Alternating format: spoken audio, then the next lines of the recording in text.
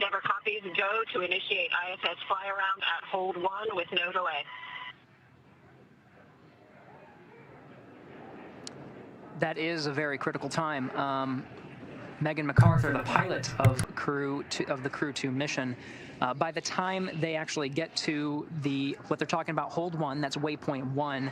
Right now they're at about 185 meters from the International Space Station. They're heading out to approximately 220. At that point, Dragon will transition to hold mode, or hold 1, where it's holding at that waypoint.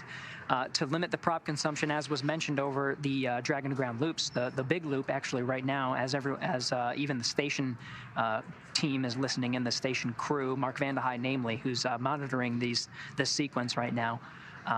That will be about a minute that they have from the time that they enter hold 1 to the time that the first fly around burn is initiated. That burn being the first of 4. It'll be a zenith to aft burn. It's about a 50-second burn that maneuvers the Dragon into a position to essentially cruise down to right behind or at the aft section of the International Space Station.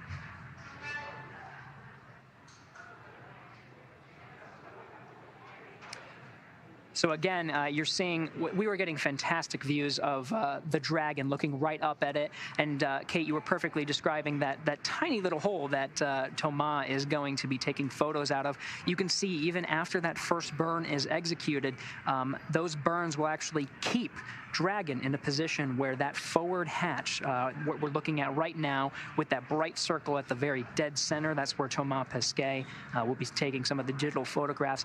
That forward hatch will be pointing towards the International Space Station at all times as it makes its way around the International Space Station, with again all 4 fly around burns to make that perfect loop all the way around.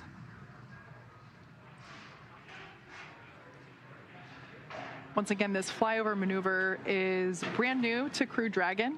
This is the first time that we will be executing it.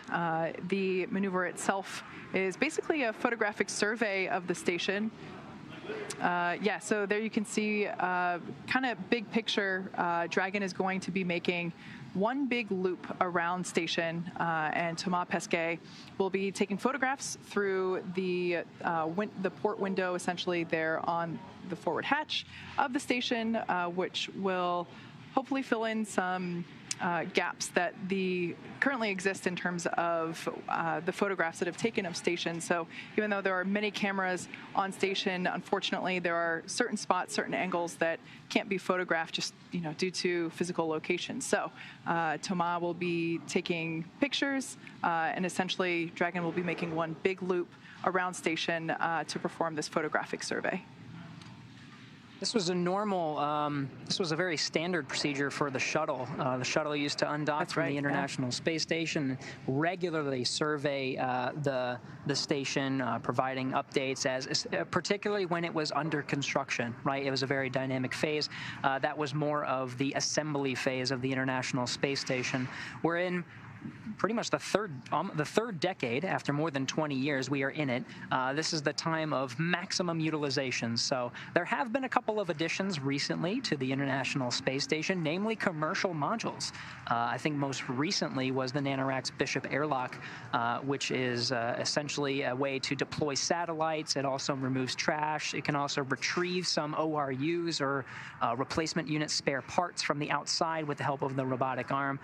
So there are a couple of new elements, and we'll be able to see that for the very first time after this time of maximum. The last fly around that happened was on board a Russian Soyuz, where Drew Feustel, NASA astronaut, used a handheld camera to do the exact same thing as the Soyuz undocked from the International Space Station. It did the same thing, did a photographic survey as it flew around, and so those are from 2018. So this will be brand new, 2021, and we'll get to see some of those new modules, like the NanoRacks airlock module, as well as a couple of other things. The Bartolomeo external platform that's on the European Space Agency side. So this will be very important to see. So there on your screen, that is once again a live view of Crew Dragon Endeavour departing the International Space Station with the Crew-2 crew on board. And those pulses that you see are actually pulses coming from the Draco thrusters on board Dragon in order for Dragon to hold position and maneuver. Like we said, it's going to be performing this fly-around maneuver. Those Draco thrusters we can see activating in order to hold course. It looks very bright because the cameras themselves on the International Space Station are right now overexposed. By doing so, it allows us to see some of those Draco maneuvering thrusters.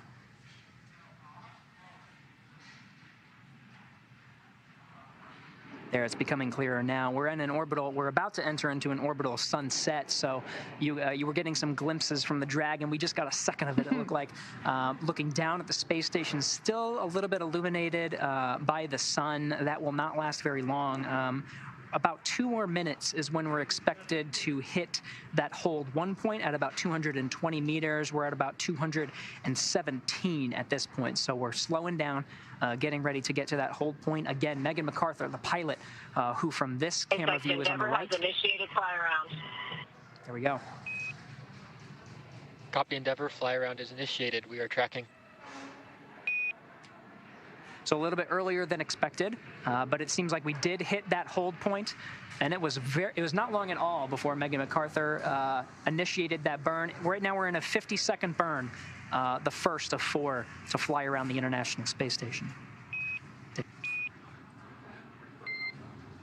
Dragon, SpaceX on Dragon to ground. We see the onboard alerts for Dragon Eye. Time of flights are still converged.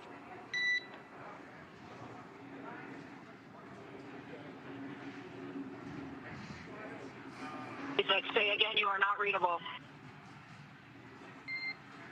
Repeating call. We see the onboard alerts for Dragon Eye 1 and Dragon Eye 2 geometric filters. The time of flight filters are still converged.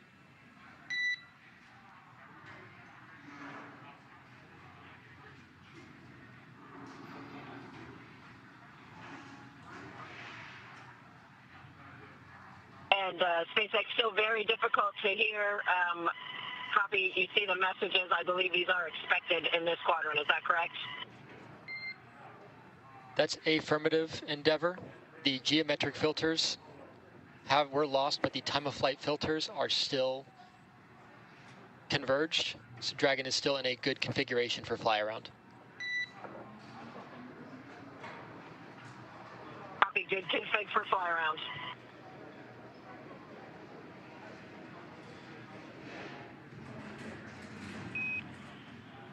Station Houston for Mark. You are go to stand down for monitoring Dragon's fly around. Copy, thanks much, and to the Dragon crew, I'll be looking for you if I get a chance to see you outside, but very quickly wanted to say thanks to all of you. Thomas, thanks for being such a great guy, an inspiring, famous person from France. Aki, you're a commander who knew exactly when to be serious and when to be funny. Let me just stop talking if I'm talking too long. Jade, thanks for being such a great example of what putting others first looks like. And Megan, thanks for becoming a sister to me up here in space. I'll miss hearing your laughter in adjacent modules. Hey, Mark, we're really going to miss you. Had such a great time with you. Learned a lot from you, and I know you're going to treat Crew-3 really well, and let us know if we can do anything for you. Take care. Fly safe. Yeah, get home safely. It's been a great part being. It's been great being part of your team. Likewise, my friend. Take care of Anton and filter for us. I'll do that right now.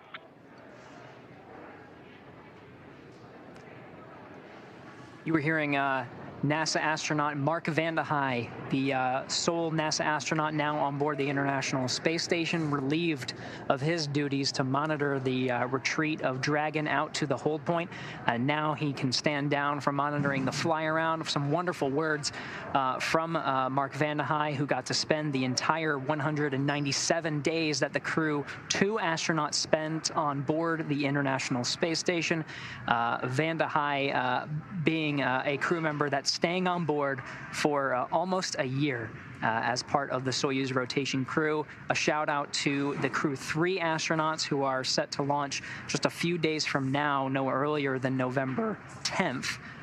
To make their way to the International Space Station. It'll be Mark Vande Hey's job to brief them on everything that the space station, everything about the space station, where things are, about emergency procedures. So he'll do the handover as Crew-2 is returning home now.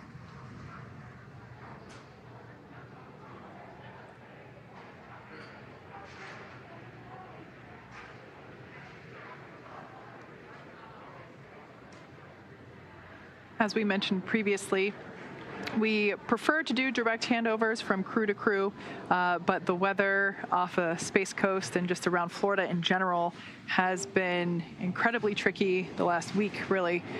So the teams at NASA and SpaceX did reviews and jointly made the decision that the best thing to do for both Crew-3 and Crew-2 would to be bring the Crew-2 crew home before launching Crew-3, purely because of weather restrictions. We've been monitoring splashdown conditions on both sides of Florida, including wave height and wind speed, and those are really primary restrictions on allowing the crew to splash down, and it just happens to be that today was our best day to attempt that splashdown. And before undocking, we did a weather brief, and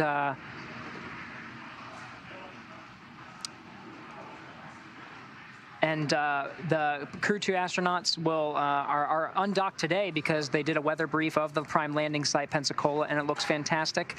Even with the trajectory, it's about 8.5 hours, even fitting in this fly-around maneuver, which they're doing right now. So we just executed a good 50-second burn, the first of 4 to fly around the International Space Station.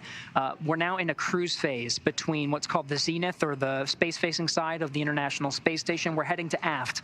That's the Russian segment of the International Space Station. We'll be getting some great views the whole way. We're in an orbital nighttime, so we're relying on some of the external floodlights on the outside of the space station to illuminate those views, and Thomas Pesquet has his camera ready, taking some of those surveys. We're getting some views as we're going in and out of that connection from between Dragon and station, but it looks like we have some Dragon views now. You can see a lot of, particularly the habitable volume of the space station is illuminated. We'll be in this position for at least this one, from the zenith or the space facing to the aft or the back, for about 20 minutes. It's about a 20-minute transit to get to that next point, which is essentially right on the V bar, or the velocity bar. That's directly behind the International Space Station. There are no hold points throughout this maneuver, so right at about that time, they'll execute another 50-second burn. That'll do essentially the same thing, maneuver from the aft section or the back to the very underside of the International Space Station. We did hear Mark Vande Hey actually mention that even though he's not in a monitoring phase for watching the fly-around maneuver, he's been relieved of those duties. Right on the Earth-facing side of the International Space Station is a 7-bay window called the cupola. Provides fantastic views of the Earth, and it's used very frequently for capture operations for some of the cargo craft that come to and from the International Space Station, but it'll also provide a very good view of his crewmates who will be flying around the International Space Station at that time on the underside or on the Earth-facing side of the International Space Station. So we'll hopefully get a couple of fantastic shots from Mark Vande Hey taking some of those photos. By about that time, when the Dragon is directly underneath the International Space Station, we should even be in an orbital sunrise. So we should get some sunrise photos as well. Yeah. The shot that we had a little earlier with that nighttime view and all the exterior lighting of station, something about it so black and white, kind of looked like it could be in a Kubrick film. Right. Yeah. As we saw before, oh, right there it is, actually. We have some shots there inside the Crew Dragon capsule. You could, when we get that back, you might notice that Thomas Pesquet has taken off his spacesuit to allow him to have better mobility while taking some photos.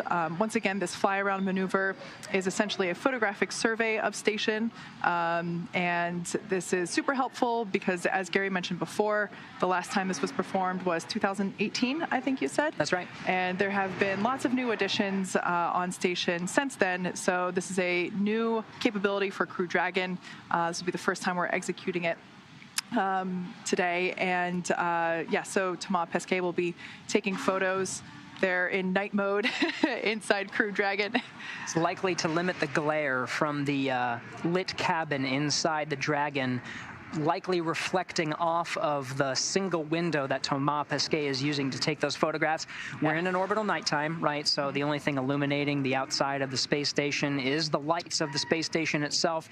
So limit those glares and get even better photographs. I cannot wait to see these photographs that Thomas is taking. Yeah, you can kind of think of it as, you know, imagine if you're in a car and, you know, somebody's driving a car in the middle of the night and you're sitting in the passenger seat and you turn the interior cabin lights on and you try to take a picture of something scenic outside, right? You're probably not going to be able to capture that because the interior cabin lights are reflecting off of your window.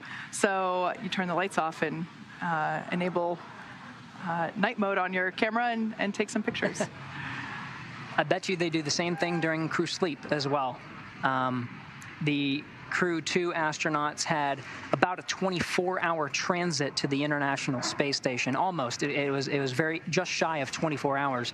So as part of that was an 8-hour sleep period. So everybody found a place inside Dragon, either bunking up in the seats, which I think is more common, or just finding a random spot to strap yourself and float. But they get an 8-hour rest period. Not on this flight because it is a very short transit. And so we're going to be doing this for about an hour and a half, circling around the International Space Station. And then from there, you're really only at about, 6.5 hours, maybe 6 hours from the time that you execute that first departure burn, which is departure burn 0, to break out of the fly around and then make your way towards splashing down off the coast of Florida. Yeah. So once again, we have been keeping an eye on weather. We are targeting a splashdown off the coast of Florida near Pensacola, and we're targeting that at 7:33 p.m. Pacific time this evening. So, like Gary said, once we complete the fly-around maneuver, while it will be another 6.5 hours left, big picture, that's actually a pretty quick trip home, and I'm sure that after the 199 days that they have spent in space, they're all excited to get home and see their families. Absolutely. So they're going to be splashing down off the coast of Florida, and there's going to be recovery teams there. The Go Navigator recovery ship will be stationed out in the Gulf of Mexico. We'll see a lot of that action as we get closer to that period, about 8 hours, maybe a little less than that at this point from now, until we actually splash down off of the coast. We're going to see all the action. It'll be a nighttime splashdown, unfortunately, but we did see a lot of that for Crew 1, and we did get some pretty good views of the fast boats going out and really readying that capsule inside the water to be picked up by the A-frame, which is on the back of the Go Navigator and positioned inside the Dragon nest. Like you said, Kate, from there, the crew themselves are going to be extracted, or they're going to egress the Dragon spacecraft. There are some medical facilities that are on the boat, but what will likely happen is they'll take a helicopter ride out to the coast of Florida, where they'll have different planes stationed ready to take them home. 3 of the crew members, Shane Kimbrough, Megan MacArthur, and Aki Hoshide, will take a plane out to Houston. They'll undergo a series of additional medical checks and just make sure they're ready to go, and they'll have a chance to see their family. Thomas Pesquet will depart for Europe. So we're in the middle of a fly-around period now, so we should be in this period it's a cruise phase between the zenith or the space-facing side until we get to the aft side. We're here for about another 10 minutes. It's about a 20-minute transit from the very top, or the R bar, essentially right in line with the top of the International Space Station, to the aft position. There's going to be no stops along the way. It's a very fluid transit from each of these different periods, but once we get to the V bar, we're essentially right in line with the velocity bar of the International Space Station. You can see it there. It's the point directly to the back or to the aft of the International Space Station. Right there, they'll execute another 50-second burn to enter into another cruise phase. It limits the prop, right? They need to save a lot of that prop for some of the departure burns, and you can see 2 of them are part of this fly around to actually break out from it. But this is essentially where we are right now. In fact, we're about halfway through the maneuver. This position that you're seeing right now in this graphic is pretty much where they are, about halfway between the zenith or the space-facing most point and the aft or the backmost point of the International Space Station. And again, a 50-second maneuver. It's just to limit prop. After these 50-second burns, they enter into a cruise phase. So the next maneuver will be just about another 20 minutes, maybe a little bit more than that, 25 minutes to get from the aft position to the nadir or the bottom position. Right about that time, they'll be entering into just about this period where you see the Crew Dragon on this graphic. That will be about where we see an orbital sunrise. So we'll be able to photograph the underside of the space station while it's lit and illuminated by the sun. And about that time, we should see Mark Vande Hei. Well, not see Mark Vande Hei, but it's about that time that Mark Vande Hei from out inside the space station will be taking digital photographs of the Dragon, as the Dragon is taking photographs of the cupola. Maybe we may even get to see Thomas Pesquet take a photo of the cupola, maybe seeing Dragon, seeing Mark Vande Hei inside. Another 50-second burn right at the bottom there at the nadir position to get over to the forward end of the International Space Station, all in the daylight. So we should be getting some great views of, well, at this point, which is the U.S. side, U.S. OS side. We'll be getting to see some of the U.S. modules, some of the commercial modules that I was talking about, as well as the international modules. Right about here, you'll get some great views of the nadir, the underside, as well as part of the forward parts of the Japanese module, the GEM, as well as the Columbus module, which is the European module, each with their own respective external facilities. The Japanese exposed facility has a lot of experiments on the outside, and then we have the commercial module Bartolomeo, a ESA, European Space Agency astronaut, and Airbus partnership, which is another external platform, does a lot of the same things, external payloads. So we'll get to see some of those, which have been installed. Well, the Bartolomeo, at least, has been installed recently. Endeavour, SpaceX on Dragon to ground for cabin temperature.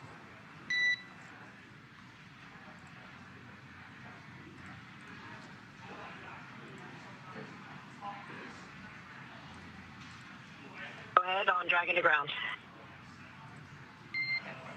We see on the ground that the cabin temperature has been increasing slightly and is at a little elevated level. We're wondering how you're feeling in the cabin and if you'd like us to take any commanding to cool the cabin off.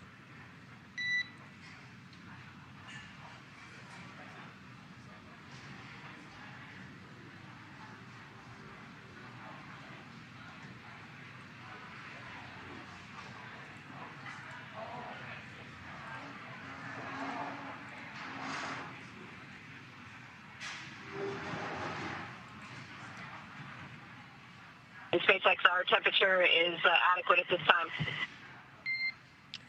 Copy that, Endeavour. Thank you.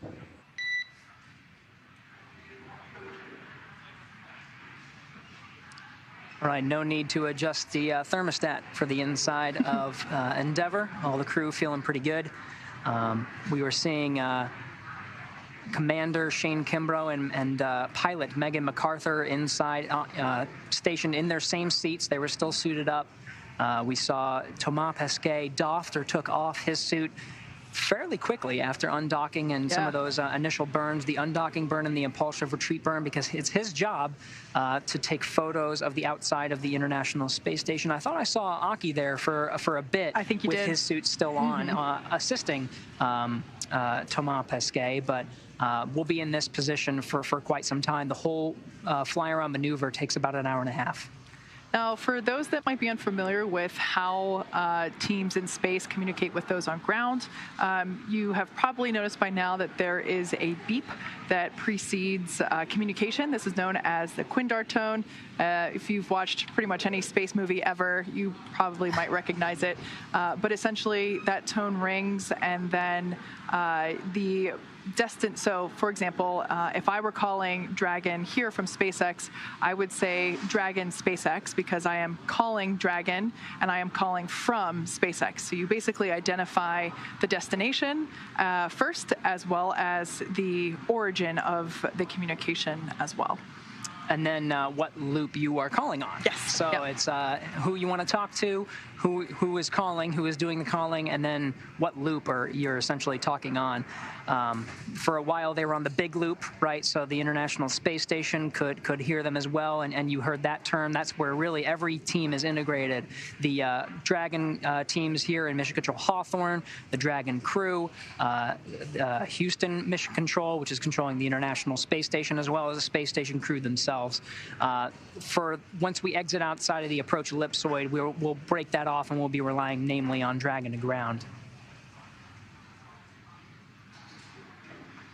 So again, we're in the cruise phase between the nadir or the space-facing side and the aft side.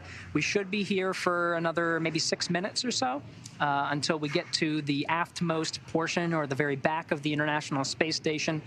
From there, we'll do another 50-second burn to get us from the aft to the nadir position, which is at the very bottom. And right around that time, we should hopefully be seeing views from the International Space Station or from the Dragon, depending on the ground sites and our coverage there. But we should be seeing an orbital sunrise as well. Yeah, so there on your screen, a view of Mission Control Center here at SpaceX Hawthorne. This is where ground teams are commanding Dragon when necessary. But for the most part, Dragon is flying itself. This whole process of undocking and deorbiting, this whole journey is intended to be autonomous. Dragon essentially driving itself, which is a super important capability. Now you're seeing the commander and the pilot. When we do get those views, Shane Kimbrough as commander, Megan MacArthur as pilot, they're still in their designated positions, the commander and pilot seats, and they are monitoring every step of the way, right? Even though Dragon is completely controlling itself, they have views of the Dragon Eye camera, which is looking down at the space station. You can see that on the commander's side. They have views of the trajectories. They have views of the Earth. They're looking at all the thrusters. They are checking every step of the way to make sure that the Dragon is healthy. But they also have, of course, the teams here in Mission Control Hawthorne doing the same, even monitoring their cabin temperature, making sure they're very nice and comfortable inside the Dragon. Yeah, they still have a few hours left to go. I can imagine that working up a sweat at this point, probably not the most comfortable condition. As we saw earlier, Thomas has actually taken off his suit in order to perform the photographic survey during this fly-around maneuver. We did see Aki off to the side, still in his suit, and like Gary just said, both Megan and Shane are still in their suits as well, in their seats. And they'll be in this position for quite some time. So again, they're going to just remain really in a monitoring position, and with Thomas Pesquet with the handheld camera. So we'll continue to provide the coverage of that. And in fact, we're going to provide continuous coverage of the journey home. We'll be here for quite some time as we break out from the keep out sphere and the approach ellipsoid and start making some of those calculated burns. There are 4 burns to bring us home. The first 2 happen pretty shortly after the fly-around maneuver. There's no holding. It's just the fly-around happens around the space station, and then if they get the go, they'll execute the depart burn 0. You can see here's the entire maneuver from, and this is where we are right now after the 50-second burn, the first quadrant of the fly-around going from the zenith or the space-facing to the aftmost part. Well, each of these different points that you see, fly-around burns 2, 3, and 4 will be 50-second burns. It's the same maneuver for each of these different sections, with the Dragon pointing towards the International Space Station every step of the way. We should be getting the same Dragon Eye camera views whenever we can. We'll be getting the external camera views from the space station looking out at Dragon, so we should get some pretty good coverage. Endeavour SpaceX on the big loop. The aft waypoint has been reached.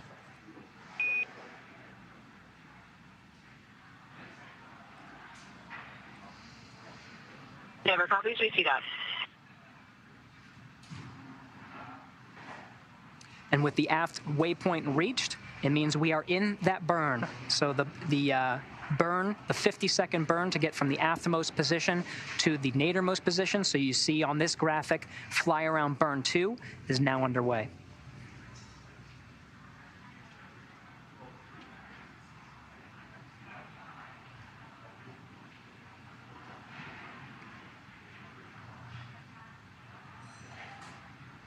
So if you've just joined us, Crew Dragon Endeavour has departed the space station with an undocking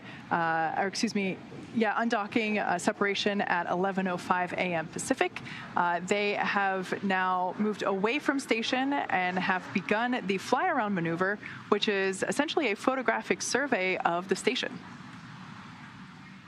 And we did get confirmation that the full 50-second burn, the second of 4 burns, has been completed. We have a good fly around burn 2, or what's called the aft to nadir burn. So now we're in a cruise phase, and this cruise phase will take place for about 25 minutes. We'll be cruising from the very back of the station to the nadir-most point. We should be getting a sunrise here soon as well.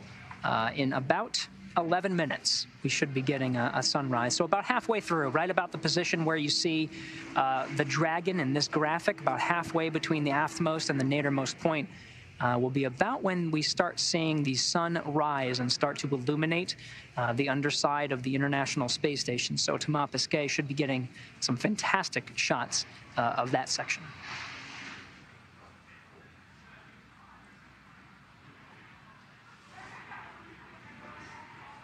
As we've mentioned before, the blackout on the video feed is expected.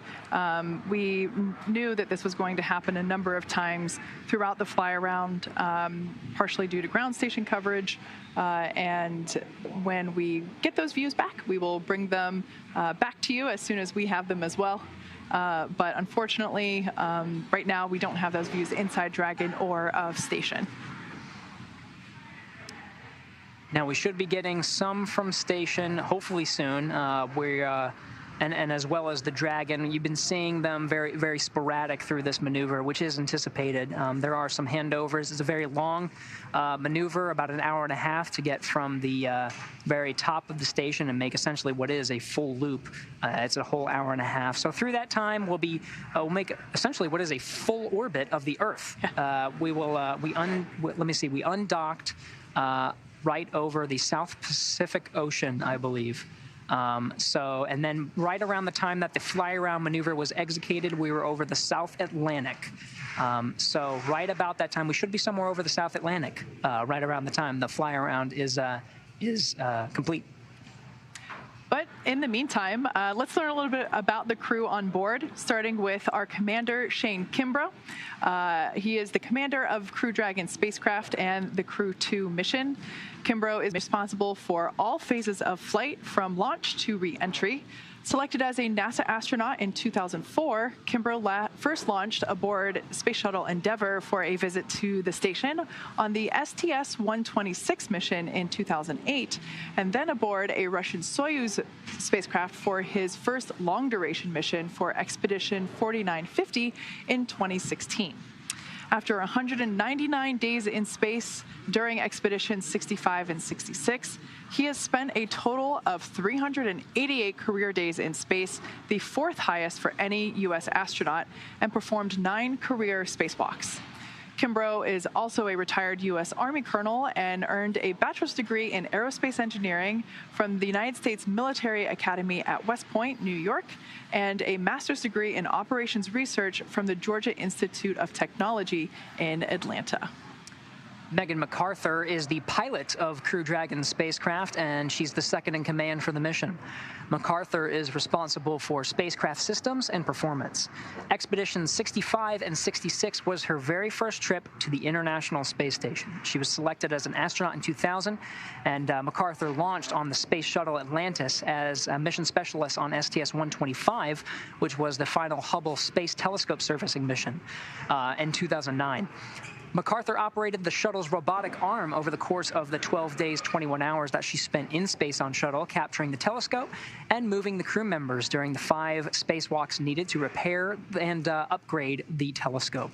She holds a bachelor's degree in aerospace engineering from the University of California, Los Angeles, and a doctorate in oceanography from the University of California, San Diego. She now has a career of 212 days in space. Akihiko Hoshide is a mission specialist for Crew-2. As a mission specialist, he works closely with the commander and pilot to monitor the spacecraft during dynamic launch and re-entry phases of flight. Hoshide joined the National Space Development Agency of Japan, NASDA, which is currently JAXA, in 1992 and was selected as an astronaut candidate in February 1999.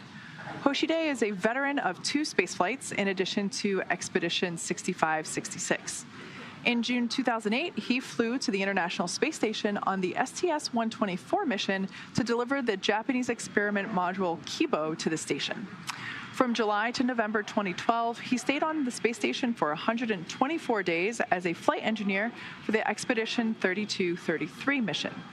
The Crew Dragon will be the 3rd spacecraft that he has flown to the orbiting laboratory. He commanded the station for Expedition 65 and performed 1 spacewalk, bringing his career total to 4. He spent a total of 340 days in space on his 3 flights, 8 days short of Koichi Wakata's record-setting mark of 348 days in space by a Japanese astronaut. Thomas Pesquet is also a mission specialist for Crew-2, working with the commander and pilot to monitor the spacecraft during the dynamic launch and re-entry phases of flight.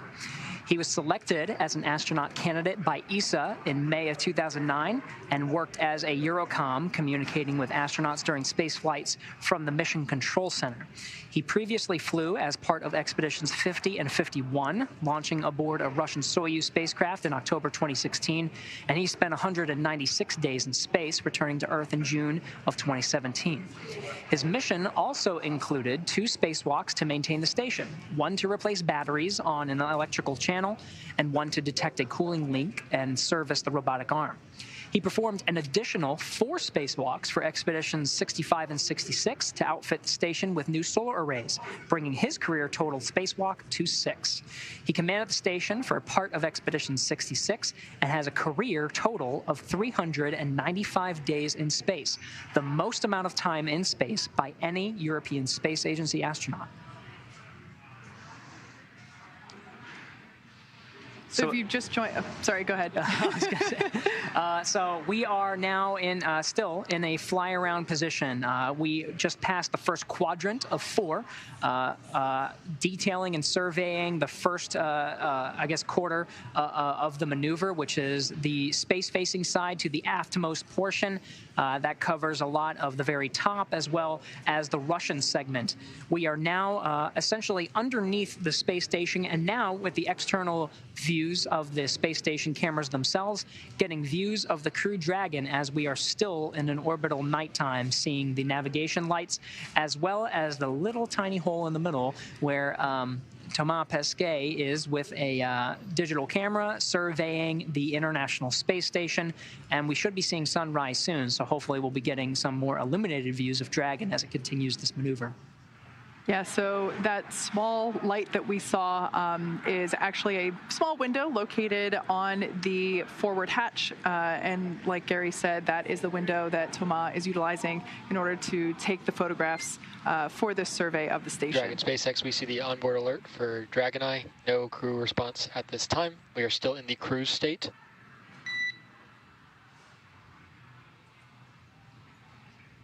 Endeavour copies. So as I was saying, that's essentially a shot of the top of Dragon, and that small window is what the crew is using in order to perform this photographic survey that we're doing today on the fly-around maneuver. That's right, and we got 15 minutes just about of this quadrant of the fly-around maneuver.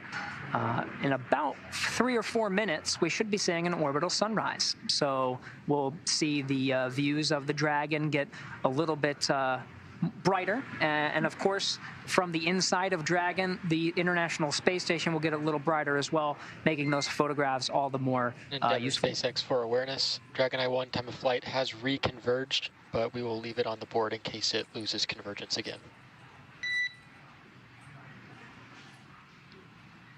Endeavour copy, space. And they're just watching that Dragon Eye. It's the forwardmost camera. So right from that little hatch window is where Thomas Pesquet is taking the digital photographs, but also on that same side is guidance navigation equipment called the Dragon Eye, which provides detailed survey or a detailed look and guidance, navigation guidance of the International Space Station, and really helps with this maneuver, relying on essentially watching the space station, making sure that it is in the predicted orientation, the predicted state as it makes its way through this fly-around maneuver. Yeah. And as we mentioned before, the fly-around is basically a photographic survey of the station with all of the recent additions to station. There are areas that the onboard cameras are unable to photograph, and the last fly-around maneuver was performed in 2018 by Soyuz. So this is the first time that we are executing the fly-around with the Crew Dragon, and Thomas Pesquet is the designated photographer floating about in the cabin in any orientation he needs in order to get the photographs required in order to complete the survey. Now you see, when we get those views from inside the Dragon, we're seeing that the commander and pilot are still in place. They're still suited up. They're not pressurized. There's no need to. In fact, for nominal departure from the International Space Station, at this point, all the crew will have doffed their suits. But because we're inside the keep-out sphere and the commander and pilot are in a monitoring phase, they're just going to hang tight for at least an hour and a half and just take a look at all the different views. They're watching the Dragon Eye. They're watching the Dragon's orientation. They're watching the thrusters, making sure that the vehicle that they're flying right now, or rather that is flying them, is in a tip-top shape as they make their way through the maneuver. After the hour-and-a-half fly-around is done and they perform the two depart burns to break out of the keep-out sphere and the approach ellipsoid, at that time they'll be able to doff or take off their suits for a couple of hours, and they'll make sure that they're dry, and they'll put them in a temporary stowed position before they have to put them right back on again because they have to get ready right before the trunk separation and cloth separation, put them right back on because there's very fast sequence of events that's going to happen. You're starting to see views of the Dragon now, and in the back is the trunk. The trunk will separate and then orient it for re-entry, and that very dynamic phase of flight, we will require the suits.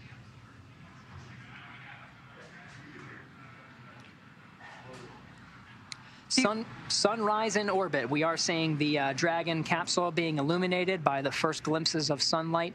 And we should be able to see, when we do get those views from Dragon looking down at the International Space Station, the station itself being illuminated by that light. This is a great view of the forward hatch. Of course, the nose cone is configured into the open position, as we can see, but we can also see the 4 Draco thrusters located there on the forward hatch. These are what are utilized in order to move Dragon away from station. Those are the 4 larger circles in a rectangular shape there around the hatch. Those forward bulkhead Dracos will perform some of the more important deorbit maneuvers, or departing and deorbit maneuvers, namely the deorbit burn, which is a 16.5-minute burn. Very, very essential that those forward bulkhead Dracos execute that maneuver. It commits them to re-entering the Earth's atmosphere, aiming for what is the prime location now of Pensacola, Florida. Very shortly after that 16.5-minute burn, it will only take a couple of minutes for the nose cone, which you're seeing opened up here from this view at the very top portion of your screen. That will only take a couple of minutes to close and protect some of those critical components, including the docking mechanism, the forward bulkhead Dracos, some of the guidance and navigation equipment. But for the most part, during this flight, the nose cone will remain open. And of course, this camera that we have here keeps having to readjust because Crew Dragon is currently performing one big loop of the station. And of course, the camera has to readjust in order to keep Dragon in its views. Just coasting away.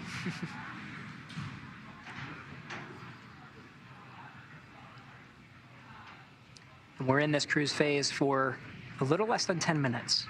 until we execute the third of 4 fly-around burns.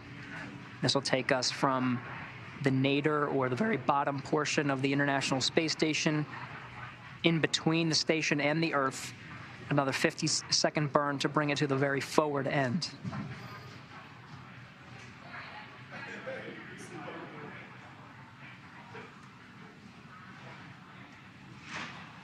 As we mentioned before, Megan and Shane are still in their suits and buckled into their seats.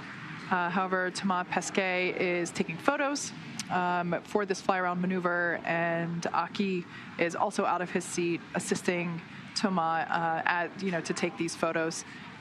As Gary mentioned before, we will be the crew will be taking off their suit in a little while to get comfortable in it's not really a break period, but it is a small break in the action before the dynamic events pick back up again prior to re-entry. But these spacesuits are custom fitted for each astronaut.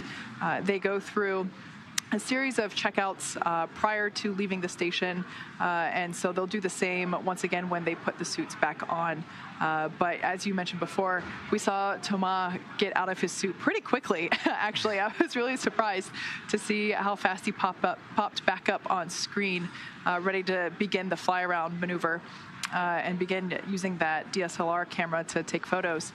And yeah, so each of these suits are custom fitted for each individual astronaut. So there's no option to switch around. You are committed to a suit. Yeah. All right, we got a little less than 10 minutes of this cruise phase until we execute that other burn. There's 2 more. One that brings us from the bottom portion, the nadir position, over to the forward position. Through the remainder of this fly around, we should be in daylight. So we'll get fantastic views of both the Dragon and the International Space Station as we acquire the signals from space to go ahead and provide that to you. But again, Thomas Pesquet will be photographing the station. At this point of the journey, there is a chance that Mark Vande Hei, on board the International Space Station, is inside the cupola, and we'll be able to capture some images from the Dragon. Now getting views from inside Dragon. The cabin lights are still off to reduce the glare from the window which Thomas Pesquet is at, to allow him to take some photos of the International Space Station. Very, very clear. Now we're getting the views of the Dragon from the space station. Absolutely beautiful. We're now over the North Pacific Ocean, about 260 statute miles. We just passed over the east coast of Japan.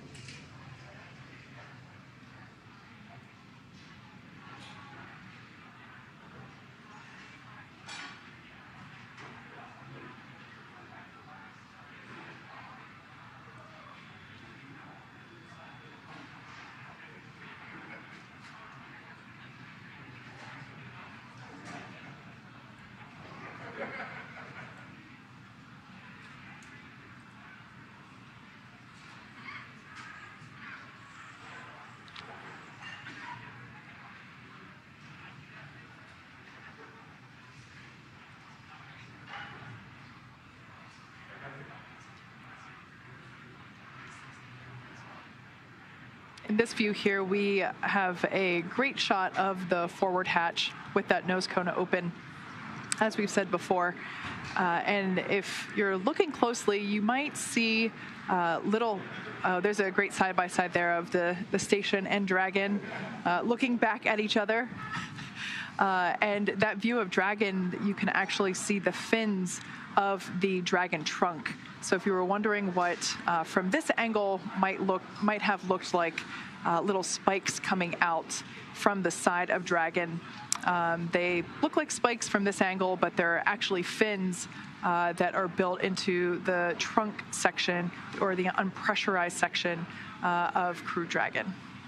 That trunk will be jettisoned prior to the capsule coming back. Once that trunk is jettisoned, that will expose the heat shield, which is, of course, what we need in order to re-enter the Earth's atmosphere and splash down. That heat shield has the very important job of slowing the Dragon from what is essentially 17,000 miles per hour to about 350 miles per hour. A ton of energy as the Dragon itself is really engulfed in plasma that's reducing that speed quite drastically.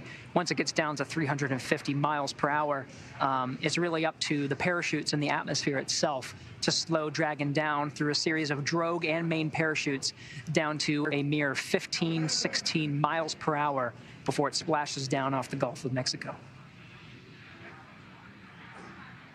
Yeah, while the temperatures near the heat shield can get close to 3,500 degrees Fahrenheit, the inside of the cabin stays a pretty comfortable temperature. The crews that we have brought back home have indicated that it's actually a pretty comfortable ride in Crew Dragon during that descent phase.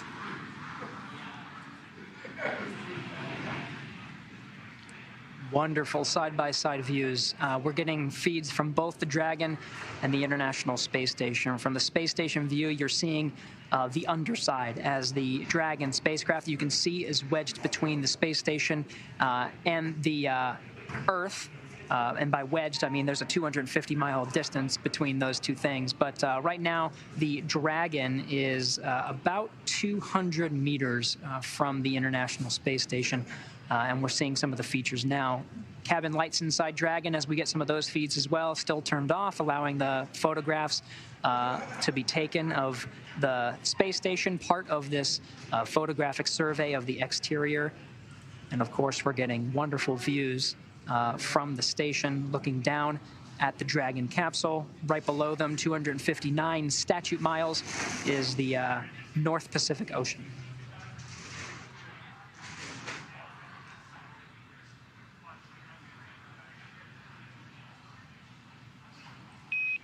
Endeavour SpaceX on the big loop.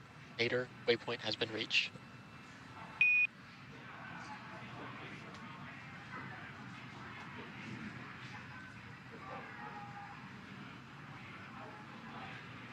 And Endeavour copies.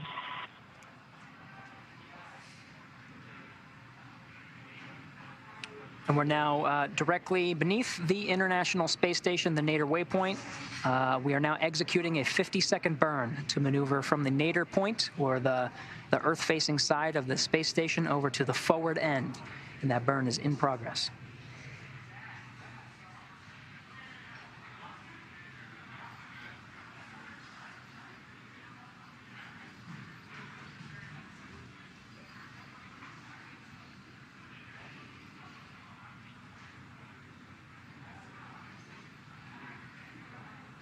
And that 50-second burn is complete. You can see we're essentially right below the International Space Station. And we're getting some great coverage, both from the space station side using TDRS satellites, as well as the Dragon spacecraft.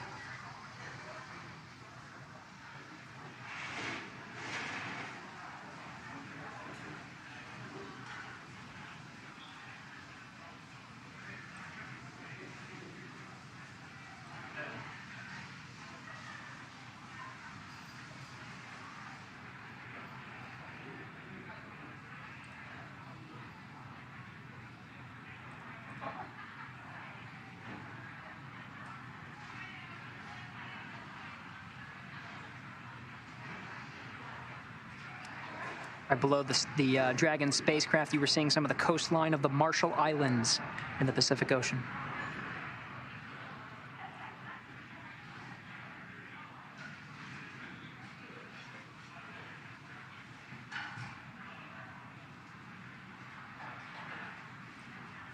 Once again, the Dragon Endeavour spacecraft is basically directly below the station at this point in time. We are executing a fly-around maneuver, which is essentially one big loop around the space station. And the reason for doing this is we're doing a photographic survey of the station. thanks to the several new installations on station over the last few years. The last fly-around maneuver was performed in 2018, and unfortunately, just because of positioning of some of those onboard cameras on station, they can't quite see everything. So this photographic survey will help fill in some of those blanks of the exterior of the station. So we're about halfway through the maneuver. Once again, we are directly below the station. And Thomas Pesquet, the designated photographer on board today, is taking photos actually right through that small white hole there in the center of the hatch. So what we saw there is the forward hatch, and that small white light is a little window there in the forward hatch, and Thomas Pesquet is taking photos out of that hatch of the station to complete this photographic survey. On board the International Space Station, Mark Vande Hei, the sole NASA astronaut on board the orbiting laboratory, has been relieved of the duties to monitor the undocking and retreat of the SpaceX Dragon and the Endeavour crew inside, but now is in a position inside the cupola. He mentioned he was going to go over with a digital camera from his side and take some wonderful photographs of the crew during their fly-around maneuver. The cupola faces towards the Earth and provides some fantastic views of the planet as they orbit the Earth every 90 minutes. It's also used for some operational reasons, like capturing spacecraft. From inside the cupola, they're able to control the station's robotic arm and get a good view of some of the spacecraft that they're capturing. As Gary mentioned before, the remainder of the fly-around maneuver should be in orbital daylight. And while it was pretty cool to have the nighttime photos, because we could actually see the pulses from the Draco thrusters as that was occurring, got to say these daylight views are pretty breathtaking. And we'll see them for the remainder of the fly-around.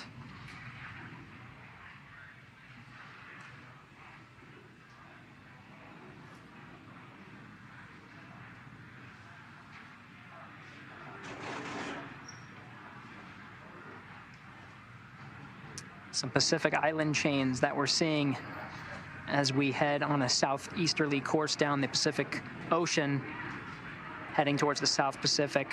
We'll make our way up and cross over the South America as we continue the fly-around maneuver.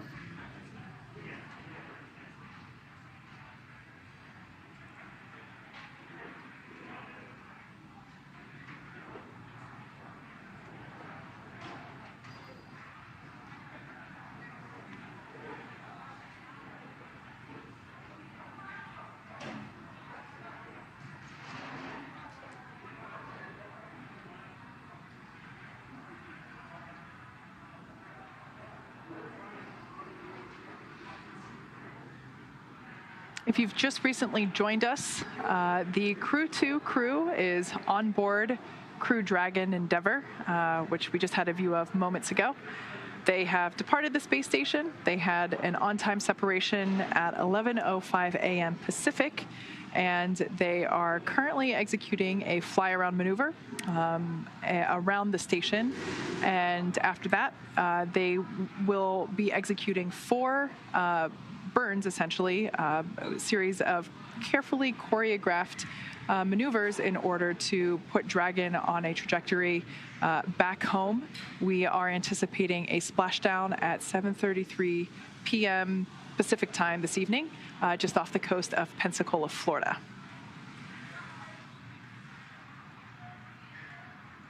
We're getting high-definition views from the International Space Station. These cameras on a camera assembly, which includes high-definition and standard-definition views, as well as the ability to manually control each of the individual cameras that are positioned on the station's truss. There is a single position inside Mission Control Houston now, the Cronus position, a person who is literally on the ground in Houston, manually controlling each of these views. The Cronus has full autonomy to position the cameras wherever is needed to get views of the action. In this case is the fly around of Crew-2 and Dragon Endeavour around the International Space Station. Earlier, you were seeing that same console position adjust the exposure or the aperture of some of the cameras, which allows some of the plumes coming from the Draco thrusters to be seen as the image is overexposed. But in this scenario with the daylight, we can very clearly see the Dragon making its way to the forward end of the station. And we're seeing some features of the space station itself. Right now, you're seeing on the very bottom left of your screen the gem. This is the Cronus. This is the individual, the Cronus. He's actually sitting there controlling the cameras on the International Space Station. Not a bad job to have, as he's using some of the truss cameras. They're high definition to check out some of these views. This is the Japanese module. You can see on the very right the flag of Japan clearly marked on that module. Right above that, towards the space-facing side, is the logistics module, essentially the storage area. And then the Japanese module has its own airlock to put out experiments. It's too small to fit humans. We have bigger airlocks for that. But this airlock is small enough to fit some of the payloads or experiments, many of which you see on this external platform, each with their own grappling fixture to allow the robotic arm to maneuver it wherever it needs to go. One of the experiments on that external platform is called the OCO3, or the Orbital Carbon Observatory 3. As the space station covers about 85% of the inhabited Earth, that one of the experiments is looking down at the Earth, monitoring carbon all across the planet. We're seeing that external facility as well as the Dragon come into the forward end of the International Space Station, hovering about 200 meters away. Fantastic views all around.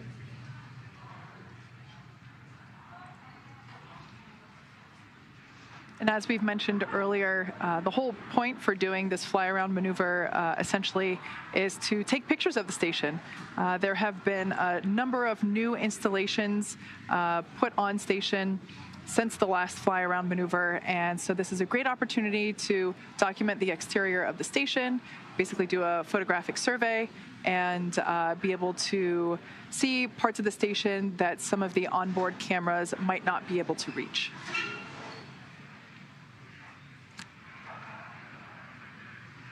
If you look closely, you can still see Dragon. They're just kind of off to the right hand, slightly right of center. Yeah, you got to squint. Yeah.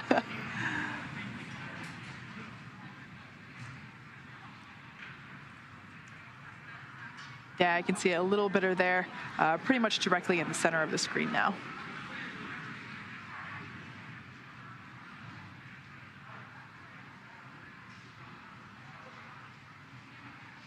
Gary, a lot of what you just mentioned about all the different modules and components of the space station really highlight the first and possibly the most important thing about the space station is that it is international.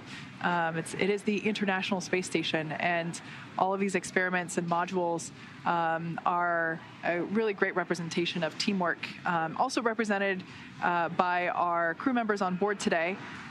We have JAXA astronaut Aki Hoshide, European Space Agency astronaut Thomas Pesquet, and of course, two NASA astronauts, Shane Kimbrough and Megan MacArthur. So it's a great demonstration of international effort. And cooperation, really. You were seeing some of the features on the space station themselves, modules owned and operated by different space agencies. We even have commercial modules as we're transitioning to enable commercial activities in low Earth orbit, all enabled by this orbiting complex. Now getting some fantastic brand new views from the Dragon crew, taking photos of the outside all along the way, being able to capture for history this moment in time, 2021, as we have new modules that have been added since the last photographic survey, which happened in 2018 aboard a Russian Soyuz. We added some commercial modules, some international and commercial partnerships, namely the commercial module being the Nanoracks Bishop airlock, and then that international commercial partnership being the Bartolomeo platform, an external platform on the Columbus side, which we haven't seen. We've seen the external platform on the Japanese side, but from this view, now that the Dragon is approaching the very forward end of the International Space Station, which it should be getting to here momentarily, about 10 minutes. This is approximately the position where the Dragon is now, a little more than halfway to the very forward position, but right about that position, they should be getting some very good views of some of those new modules, including and platforms, including Bartolomeo. And this will be the first time that we've had views like this of Bartolomeo as part of an external survey, part of the ever-evolving International Space Station. So they're a great shot looking top down from the station at Dragon. As what appears to us as the bottom part of Crew Dragon comes into view, you can actually see the side hatch door, which is where the crew entered into the capsule 199 days ago when they launched from Pad 39A at Kennedy Space Center. That hatch has been closed since, and it will reopen tonight after they splash down off the coast of Florida. And that will, once that side hatch opens, that will basically be their first breath of fresh air since launching almost 200 days ago. I bet they are very excited to see their families once again. It won't be long until they are recovered by the SpaceX recovery teams. They're joint with NASA and as well as some European doctors. It truly is an international effort, even out in the middle of the Gulf, to recover some of these crew. But it won't be long until they're flown back to shore. They'll have planes stationed for them, ready to get them back home to see their respective families.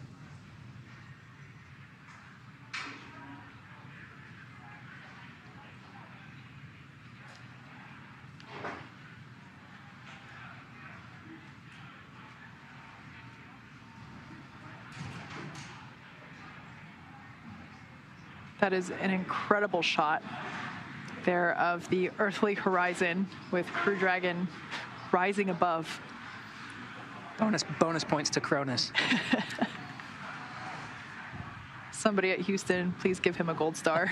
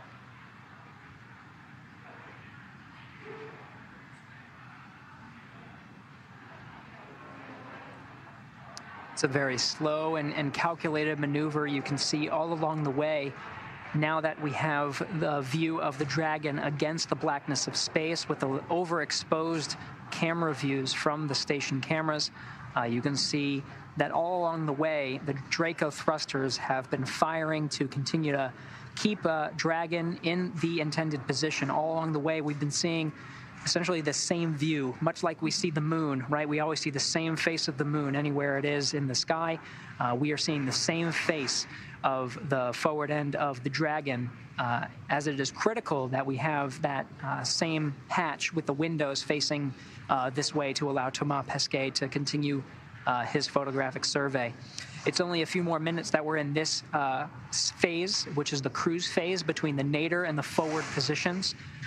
Once we meet that forward position on the V bar, the velocity bar, essentially directly in front of the International Space Station, Dragon will automatically execute a 50-second burn, the final fly-around burn, the fourth of 4, to move it from the forward end back to the zenith end, effectively doing a full loop around the International Space Station. the last quadrant. From there are 2 departure burns where the Dragon and the crew will break away from this fly-around position about 200 meters from the International Space Station and start exiting the keep-out sphere, the sphere which it's essentially been hugging for this entire maneuver, about a 200-meter circle around the space station. It'll exit the keep-out sphere and then the approach ellipsoid. There we have a graphic as we're getting dual views of both the Dragon capsule as well as the maneuver itself. You can see we are in the 3rd cruise phase of 4. Very shortly, we'll be executing that 4th burn maneuver. You can see at the far left of the graphic, that's the 4th maneuver. It's directly in front of the International Space Station. It's at that position where that 4th burn maneuver is executed. That is where the Crew-3 Dragon and the Endurance crew will be heading in just a couple of days to the forward end to meet up with the docking axis of the forward port of the space station and move into dock for their 6-month stay. After that 50-second burn, that is the last cruise phase. They'll meet up with the same point which they started, which is essentially on the R bar, or it's a vertical line right through the middle of the space station, where the Dragon will automatically execute the depart burns, which you can see on the graphic there, depart burn 0 and depart burn 1 to get it outside the approach ellipsoid. It's a 2 kilometer by 2 kilometer by 4 kilometer oval shape that's around the space station. And once it exits there, we'll stop joint operations between the station and Dragon mission control teams. And from there on, it's really Mission Control Hawthorne that's taking the Crew-2 Endeavour astronauts home back to planet Earth.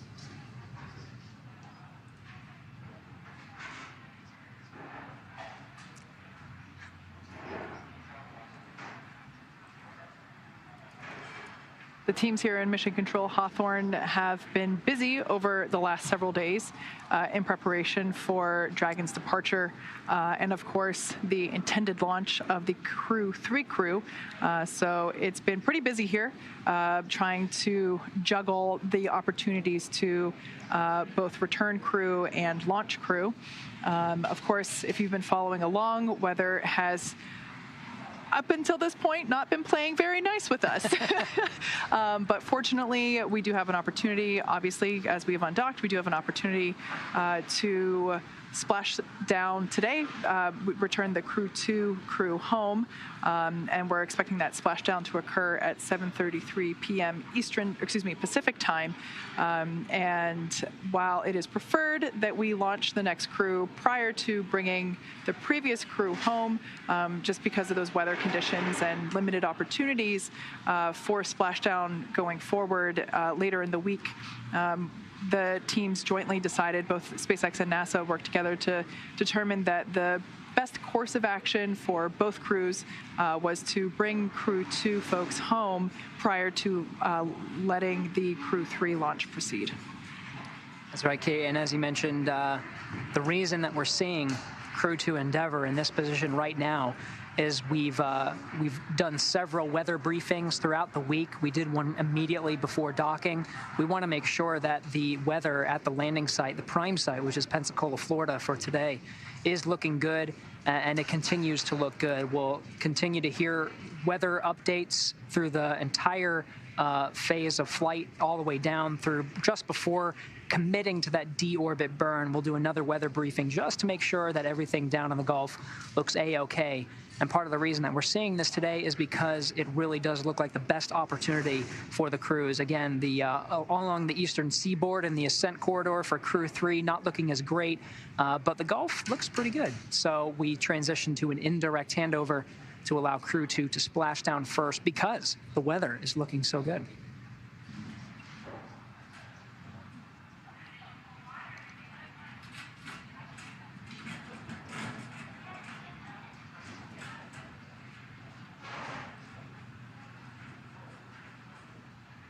Live view there on your screen now, coming from the International Space Station as Crew Dragon has departed and is in the final phases of completing the fly-around maneuver, which is basically a photographic survey of the exterior of the space station.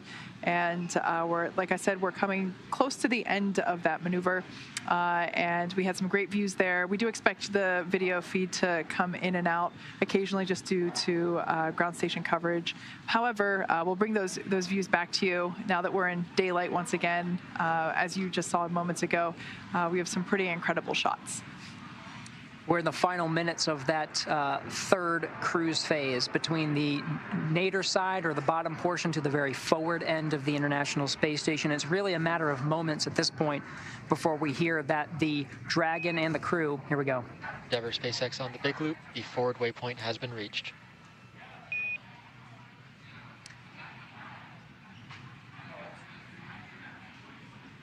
Endeavour copies forward waypoint. Now, with that forward waypoint reached, the Dragon is automatically executing a 50-second burn, now in progress. It's the final fly-around burn for today.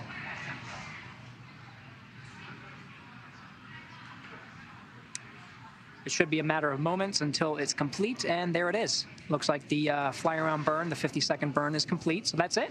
That is the final. Fly-around is done.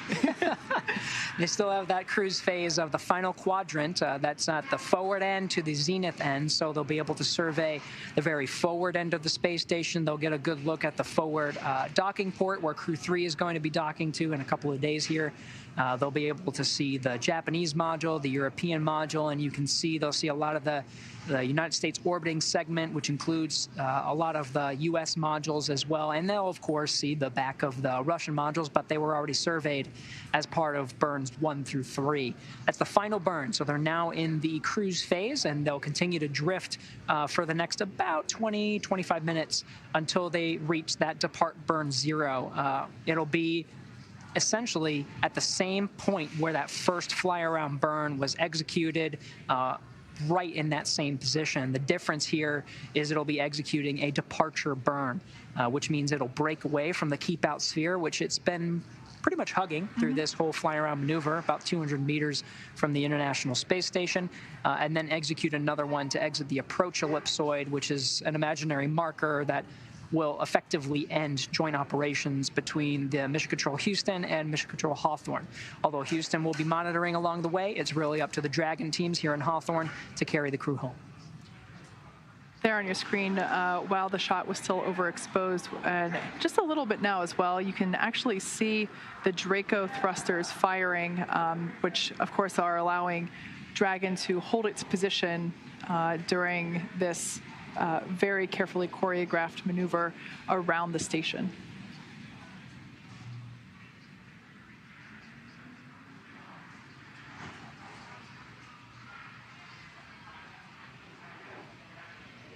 Again, it's about 20 to 25 minutes that the Dragon will be in this drifting phase.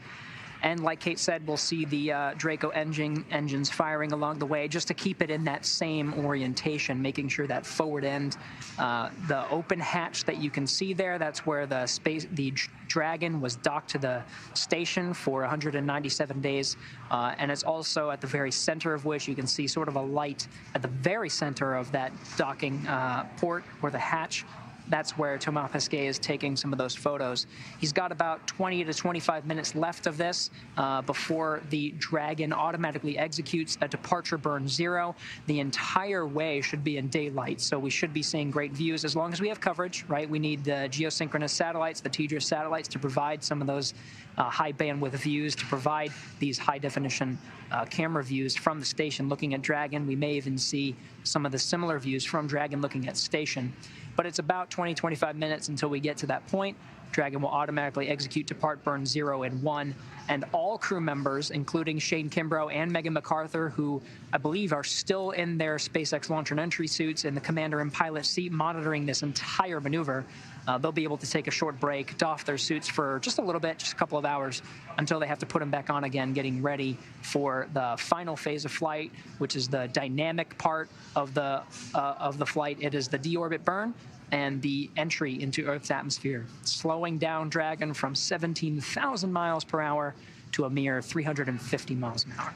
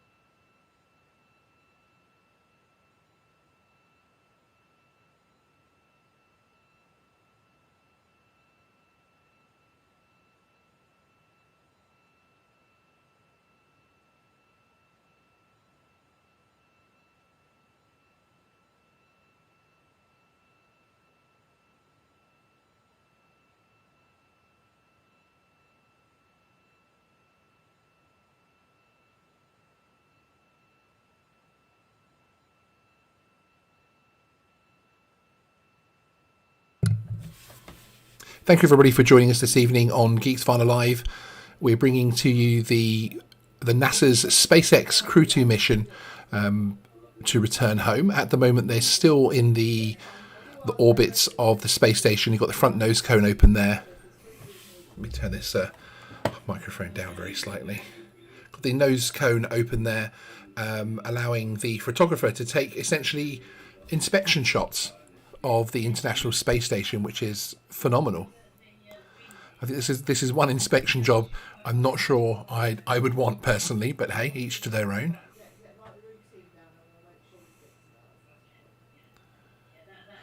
And they have the corresponding shots from ISS of the Dragon capsule and vice versa.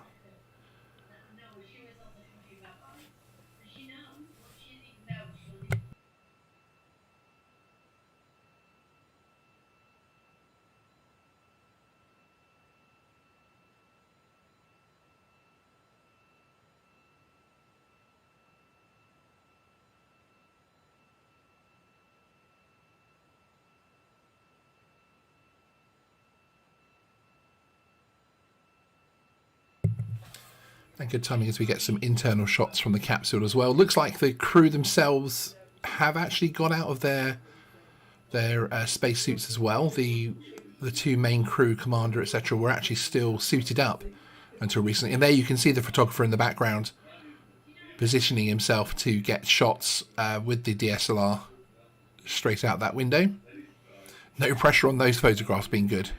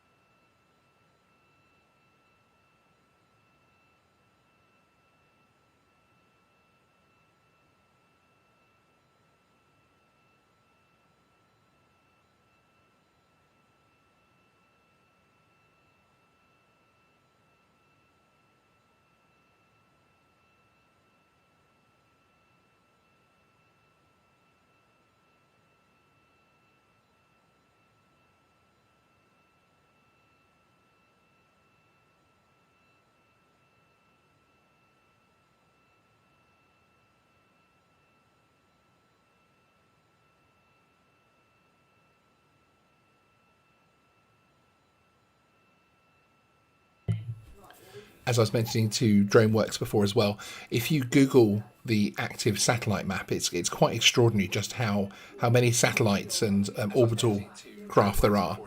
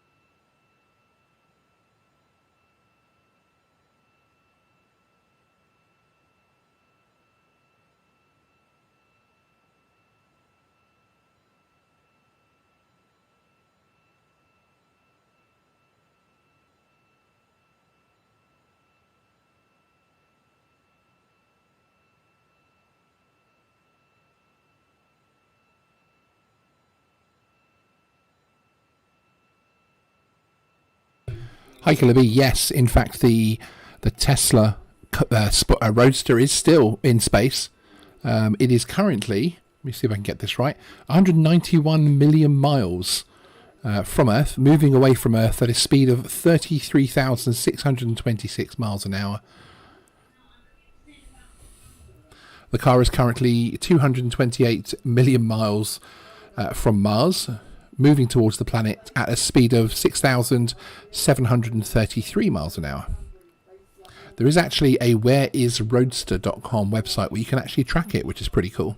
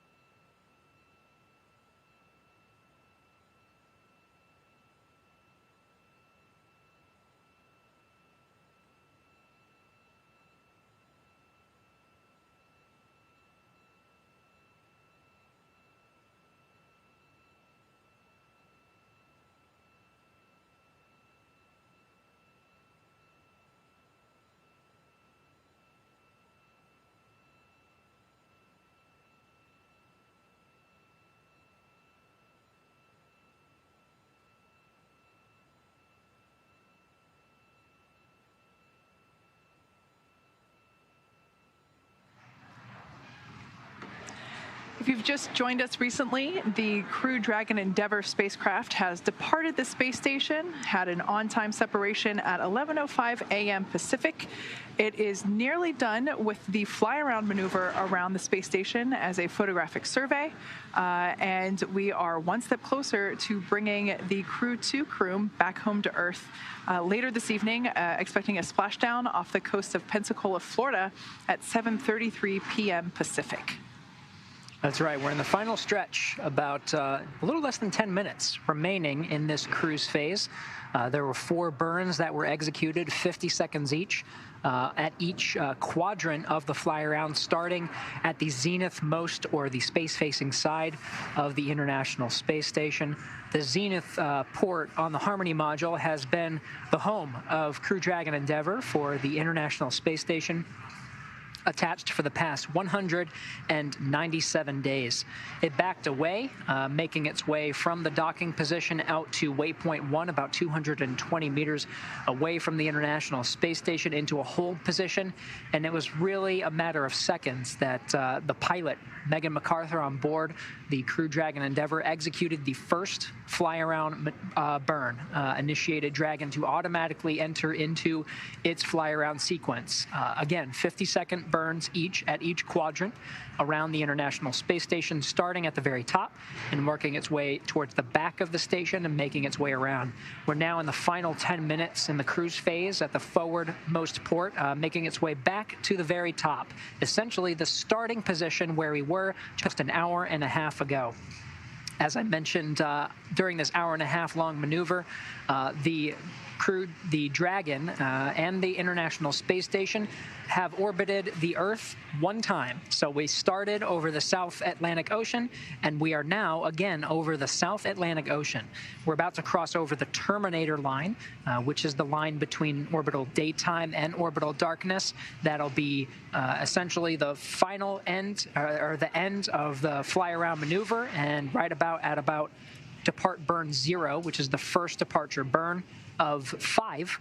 Departure burn 0, 1, 2, 3 to get us outside the International Space Station, roughly co-elliptic with the International Space Station, followed by a 5th burn called the departure phase burn.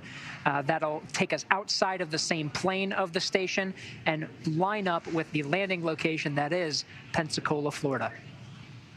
All the meanwhile, ESA astronaut Thomas Pesquet has been taking photographs basically out of that small white light that you see there at the top of Dragon.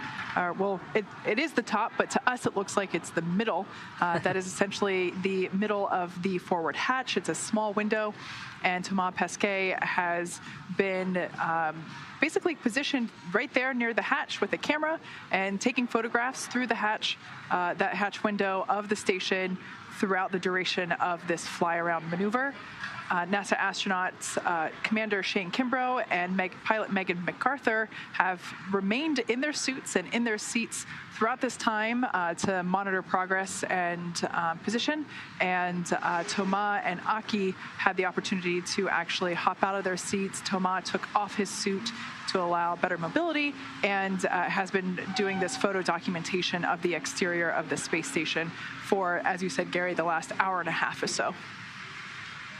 So we're in the final stretch here, just a few more minutes until we get to the very top, or the R-bar.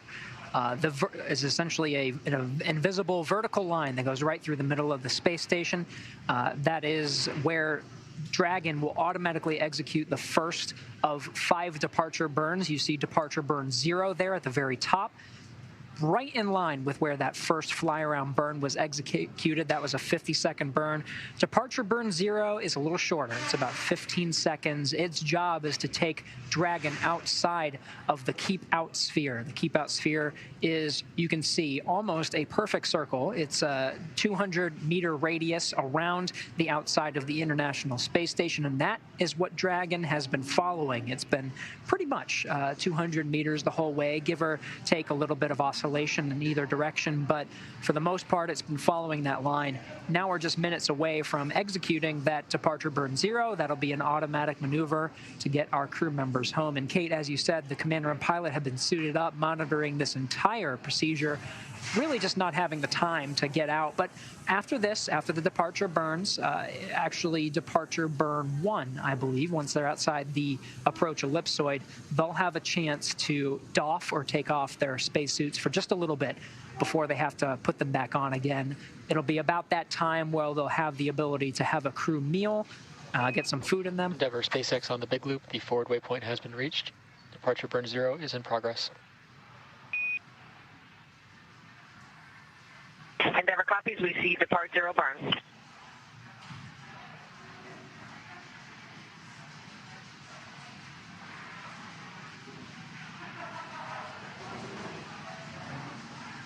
And you heard confirmation that that depart 0 burn has started. It's also just in time ended. It's only a 15-second burn, very short, to allow the Dragon to exit the keep-out sphere, which we'll be hearing confirmation of here momentarily.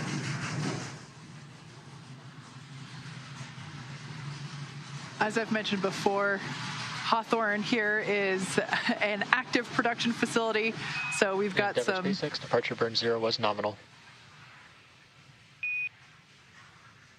Copy, nominal burn. All right, good call out there, indicating that the first of the 5 burns that we're going to execute today was nominal. Again, that was a 15-second burn, known as departure burn 0. Again, that is the first of 5. It's about 5 minutes from the next departure burn 1, the second in a series of 5 that brings the Crew Dragon Endeavour back home to Earth right before that deorbit burn. It's a very critical burn that'll be that final 16.5-minute burn of the forward Dracos that'll slow Dragon down enough so that it enters the Earth's atmosphere. The Earth's atmosphere doing most of the legwork to slow Dragon down to a reasonable speed. Right now, traveling at about 6... Seat docking procedure and audio config complete. SpaceX copies on Dragon to ground. Suit doffing and audio configuration procedure is complete.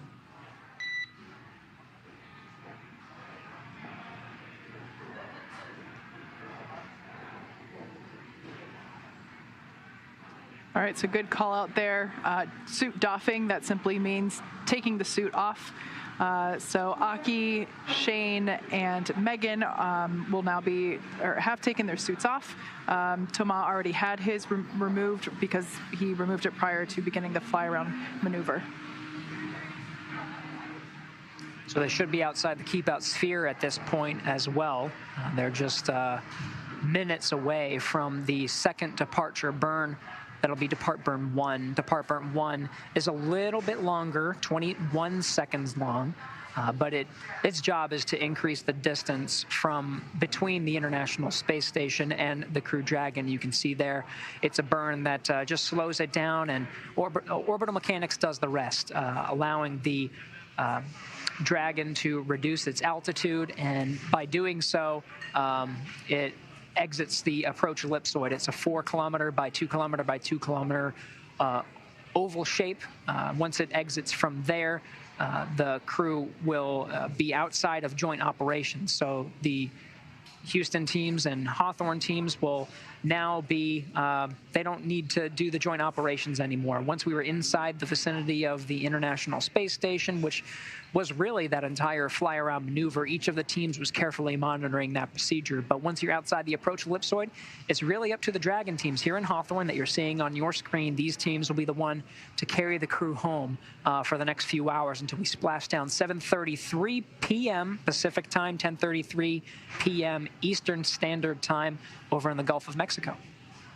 Yeah, now, like we said before, these departure burns that we're executing, a total of 5, it's all a series of carefully choreographed maneuvers in order to safely move Dragon away from station and essentially put it on a trajectory back home to Earth. Like we said before, we're going to splash down off the coast of Pensacola, Florida.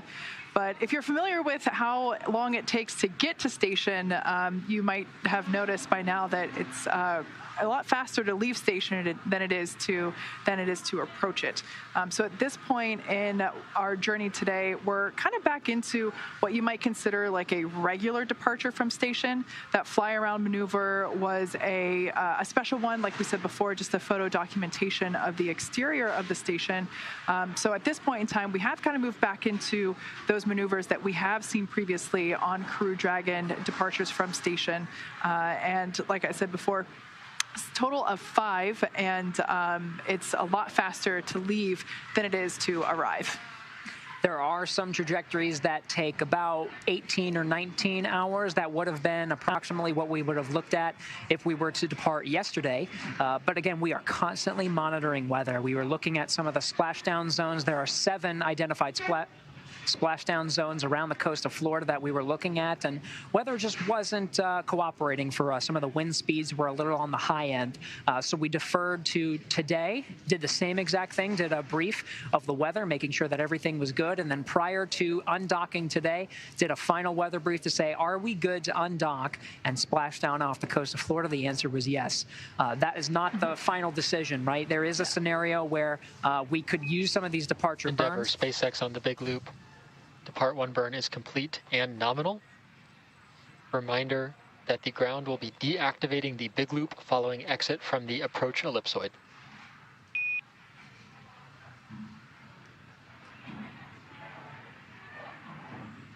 Endeavour copies all. There you go, a good Depart Burn 1. That is a critical burn, and you can see a lot's happening after that burn. Now that that burn has been executed, it really increases the distance between the Crew Dragon and the space station, a 21-second burn. You heard that the crew themselves have already doffed their suits, so they don't need it anymore for this phase of flight. But once we are outside the approach ellipsoid, which is a 4-kilometer by 2-kilometer by 2-kilometer oval shape, we'll be outside of joint operations, which we're currently in now. So you have this Houston teams, you have the International Space Station, Dragon, and Hawthorne all on the same communication loop called the Big Loop. Once we're outside that approach ellipsoid, which we should be very shortly now that we've executed Depart Burn 1, we'll take down that loop and we'll just be hearing Dragon to grounds from here on out. Yeah. So as Gary said, we're now waiting for Dragon to exit that approach ellipsoid, or AE, as you might hear it referred to as. And like we said, that's another imaginary shape, this time a 3-dimensional ellipsoid measuring 4 kilometers by 2 kilometers by 2 kilometers. And it's in the same family as the Keep Out sphere. But one of the key differences with the approach ellipsoid is that vehicles outside of it have to be on what we call a 24-hour safe free drift trajectory. So that basically means that the spacecraft would not cross into the approach ellipsoid for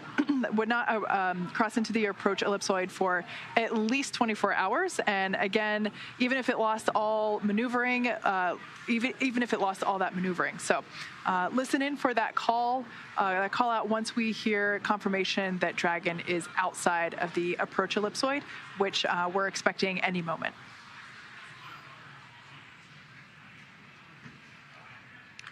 This is a very choreographed, we'll call it a dance, right? Every moment counts. You heard, even as we were undocking from the space station and getting towards that hold point, waypoint 1, which is on the edge of the Keep Out sphere, and was really important to make sure that we were ready to execute that fly-around maneuver. It was really moments. We have to execute it in a series of moments because we're timed perfectly, where all we have to do is just a couple-second bursts here and there, right? We heard Departure Burn 0, which is a 15-second burst, Departure Burn 1, which is a 21-second burst. All of these are very carefully choreographed to maximize fuel efficiency, making sure that we're not burning like crazy.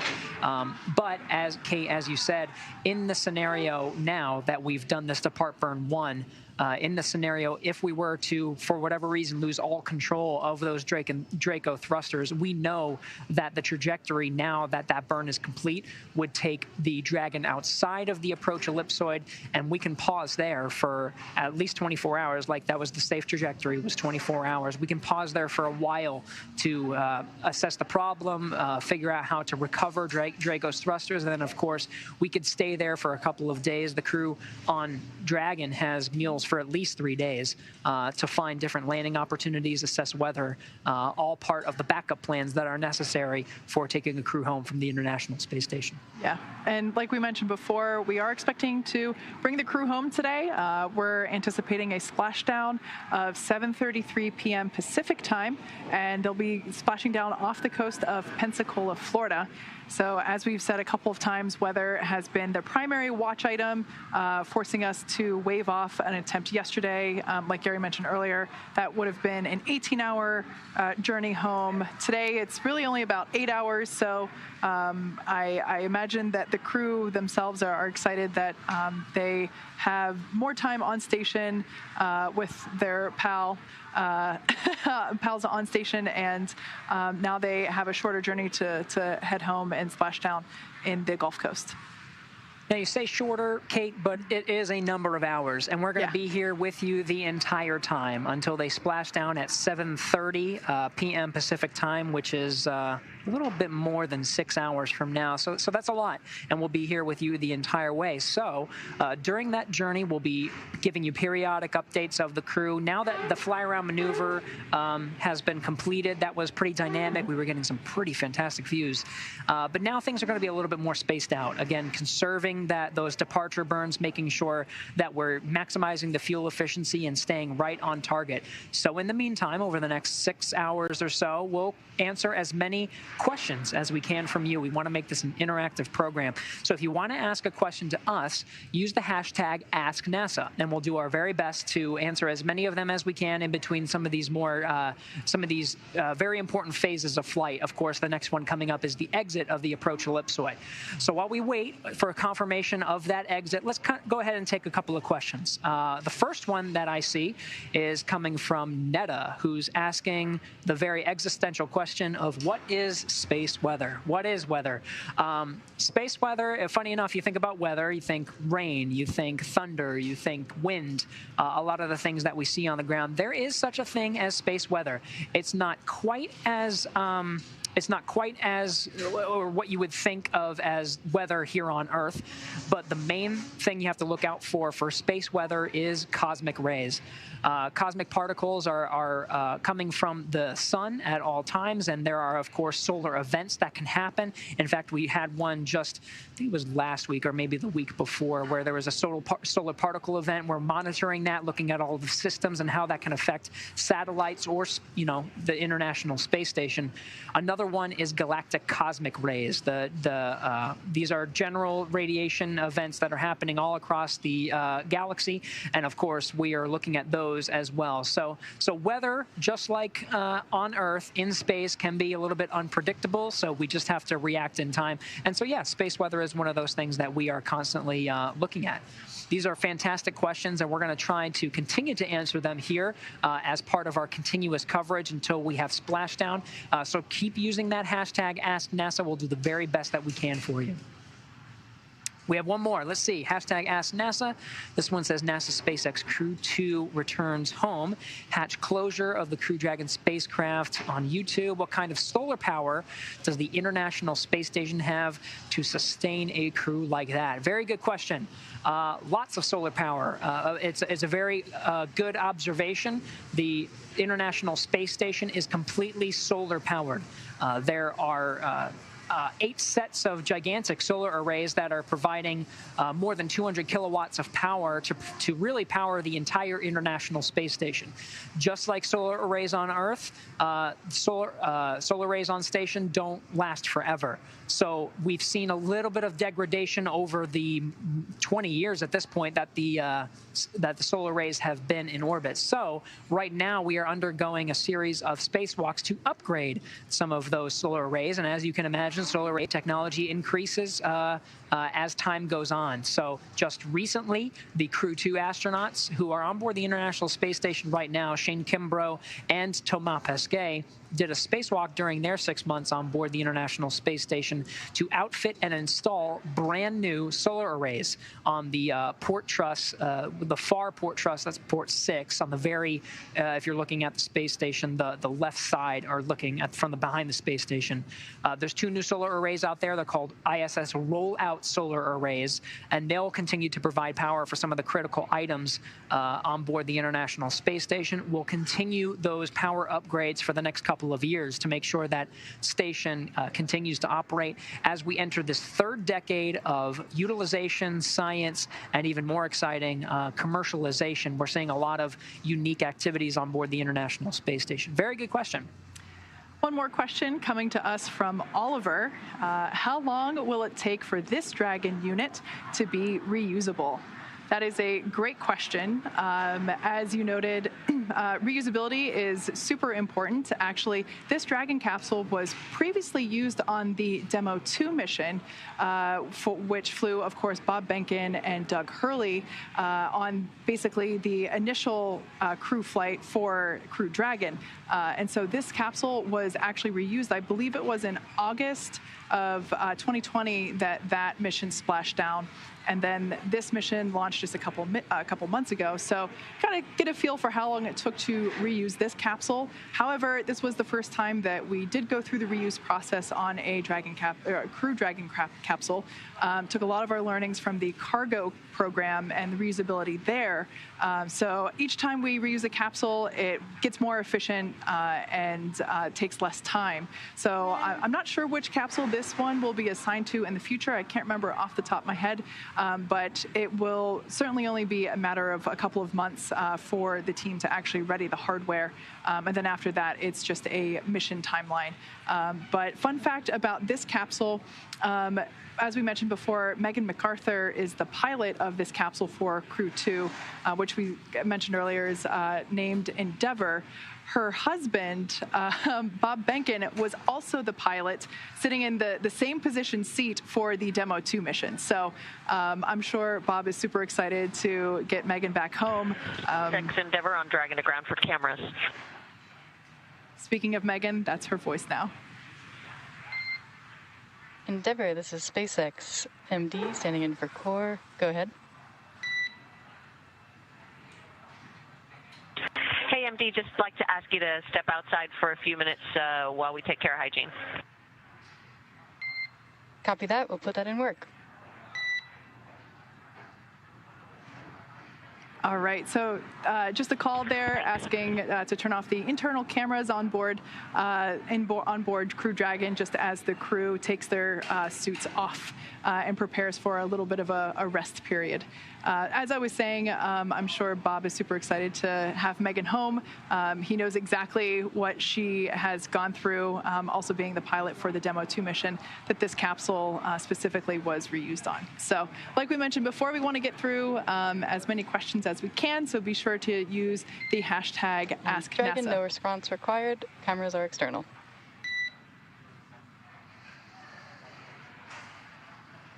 All right.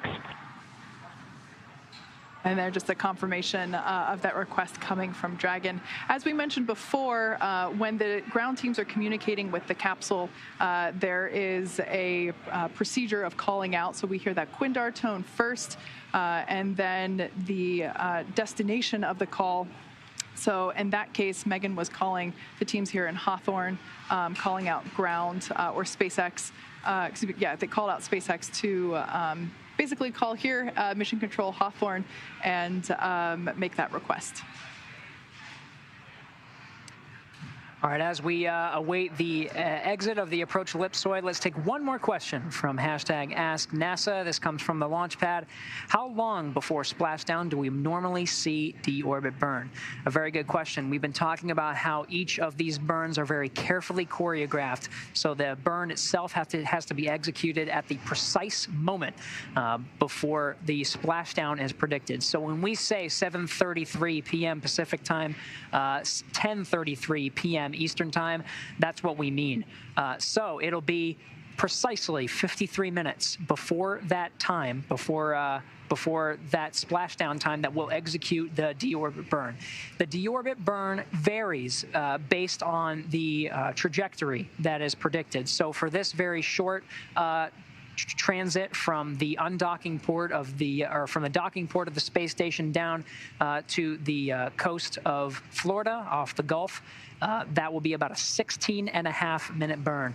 So not only is the timing have to be precise, but the burn itself has to burn for that long to make sure that the maneuver is very carefully executed. Very good questions, and we'll continue to answer them as much as we can throughout our continuous coverage as we get towards that point, just about 6 hours from now.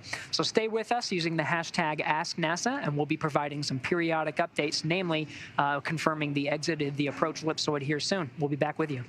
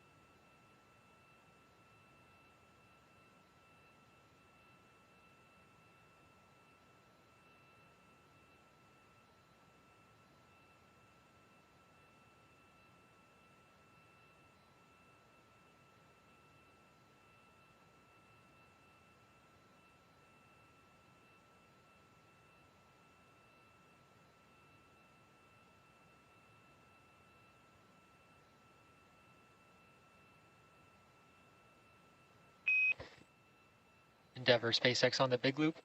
Dragon has exited the approach ellipsoid and is on a safe free drift trajectory.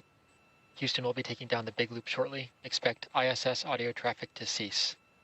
Request that you swap your audio destination to Dragon to ground and contact ground post-swap for a comm check on DG. Copy all.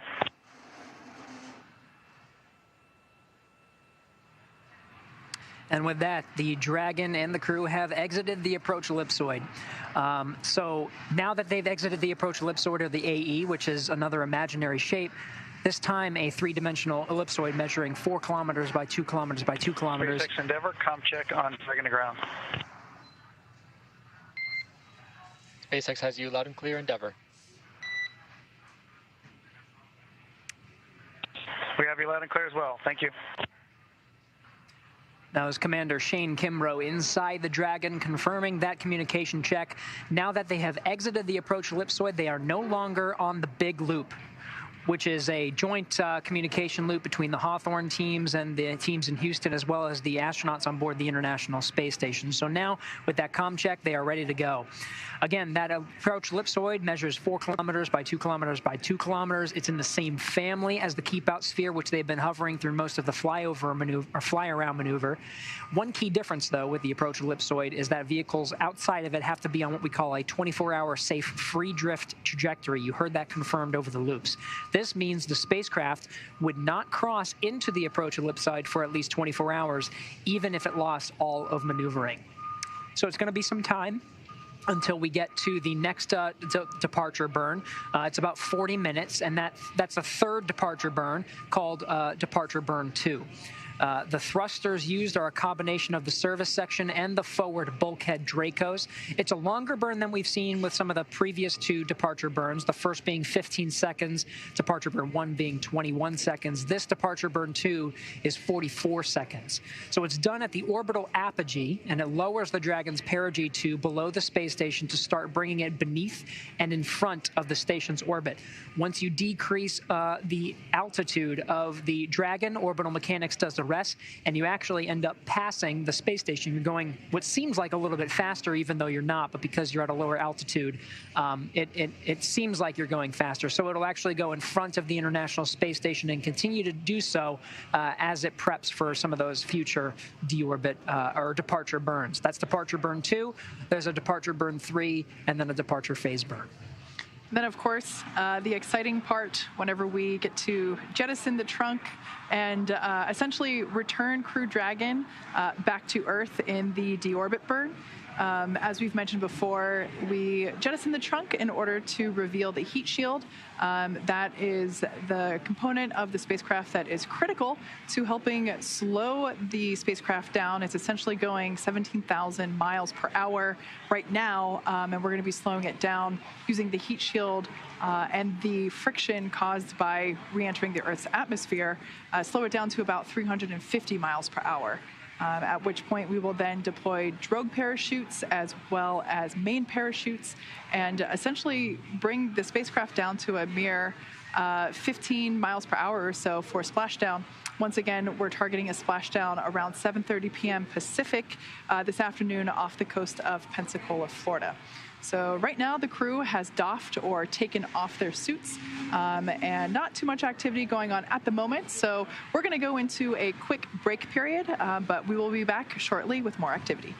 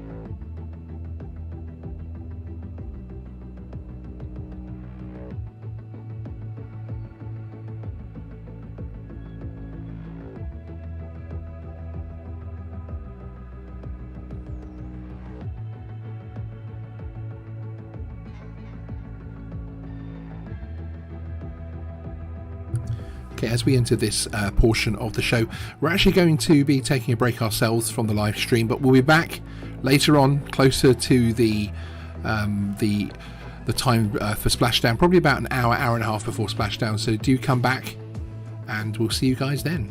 Thanks a lot for being here, everyone.